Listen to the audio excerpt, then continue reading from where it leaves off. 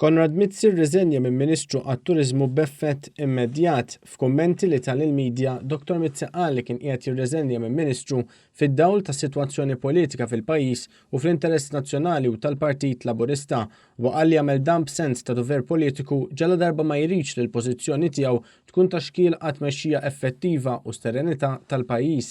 Jiena nixtieq li l-Gvern ta' Dr. Muscat, il-Gvern tagħna li tant ħdimna biex jitlaq, ikollu s-serenità sħiħa biex jaħdem biex jagħmel full term ta' 5 snin u jibqa' għaddej jagħmel il-ġid tal-poplu Malti Wawċi u ħassejt li kien id-dover tiegħi, dover politiku li jiena I step down li nirreżenja b'mod immedjat minn Ministru tat-Turiżmu. Tenna li dak li qal diversi drabi u anke bil-ġurament li huwa m'għandu ebda konnessjoni man-negozju ta' Jorgen Fenech u ebda konnessjoni ma' 17 Black. Dan fil-waqt li saħaq li l-kuntratti tal-Electrogas kienu skrutinizzati mill-Kummissjoni Ewropea u l-Awditur Ġenerali. Il-proġett tal-Electrogas kien proġett li ġie skrutinizzat mill-Kummissjoni Ewropea u mill-National Audit Office, kien proġett li ġie reviewed, mill-Kummissjoni Ewropea, kien proġett li l-procurement mexa skont ir-regoli u kien proċess ukoll li kien hemm professional team li jmexxuh.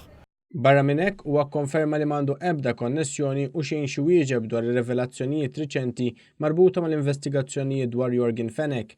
Dr. Mizzi esprima s-soba tiegħu li l-logħba politika fil-pajjiż ġiet inkwinata minn suspetti motivati minn politika partiġana dan filwaqt li stqar li se jkun qed ikompli l-ħidma tiegħu u jiffoka fuq ix-xogħol parlamentari.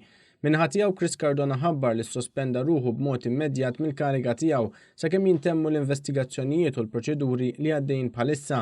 Fi-stqarrija ngħid li Dr. Cardona ħadin id-deċiżjoni wara diskussjoni mal-Prim Ministru u għaddikjar li m'għandu assolutament l-ebda rabta mal-każ u sostna li għal-ġid tal-pajjiż la darba kien intalab jagħmel kjarifiċi mill-Pulizija u jħossu fid-dmir li jieħu dan il-pass. Intant fi stqarrija separata, il-Partit Laburista qal li b'effett immedjat Chris Cardona sospenda lilu nnifsu mill-kariga ta' deputat mexxej għall-affarijiet fil-Partit Laburista. Għalli din id-deċiżjoni kienet ikkomunikata lil mexxej u lill-amministrazzjoni tal-Partit Laburista. L-istqarrija temmet tgħid li din id-deċiżjoni ttieħdet biex f'dan il-mument ma jkun hemm xejn xi xekkel il-Partit Laburista milli jkompli l-ħidma tiegħu favur il-pajjiż.